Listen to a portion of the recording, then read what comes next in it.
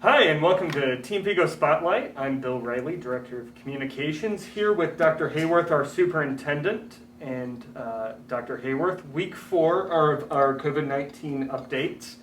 Want to take a quick look at the dashboard, now updated at vigoschools.org. We have 4 student positives with campus contact in the last 14 days. That is up slightly from 3 last week. We have 3 staff positives with campus contact in the last 14 days. That is down from 4 last week.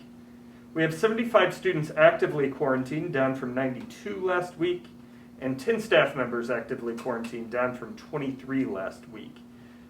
So, Dr. Hayworth, we have mostly improvements here with our district numbers. Yeah, when I look at the dashboard, when I try to look at patterns, what kind of jumps out to me is the number of quarantines. But when you think about quarantines aren't necessarily a good thing, they're not necessarily a bad thing. They're just telling us who we have at home because in some way, in some form, some shape, they've come into contact with COVID-19.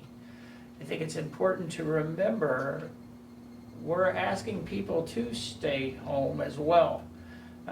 So when I look at the quarantine numbers, I'm very pleased that they're going down, but you could have an incident tomorrow in which the quarantine numbers might jump, but doesn't necessarily mean that we've had another case, a positive case in our district. I've heard it described kind of internally here as kind of a civic duty, that quarantining really is about keeping everybody else safe, staying out of school or work during your possible infectious period, and that's, I think, really how we viewed it too. Yeah. So again, not necessarily a bad thing, not necessarily a good thing, but still a number to keep an eye on that is going down, which is good. Yeah, when I would think about quarantining, when I think about positive cases, I probably actually think more about the adults than I do about our students.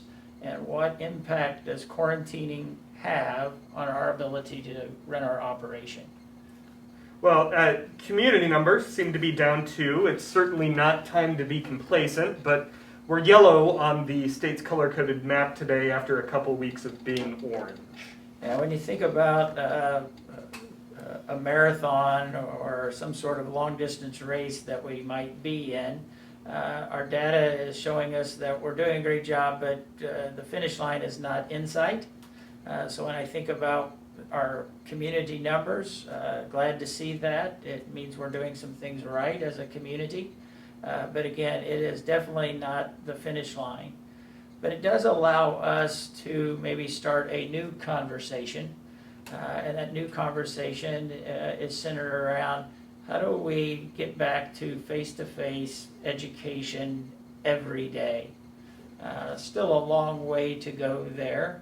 But we can now start having that conversation with our teachers. We can start having that conversation with our administrators, with our school board, as we look at these numbers and start to feel confident that the techniques, things that we're using to mitigate the virus are working.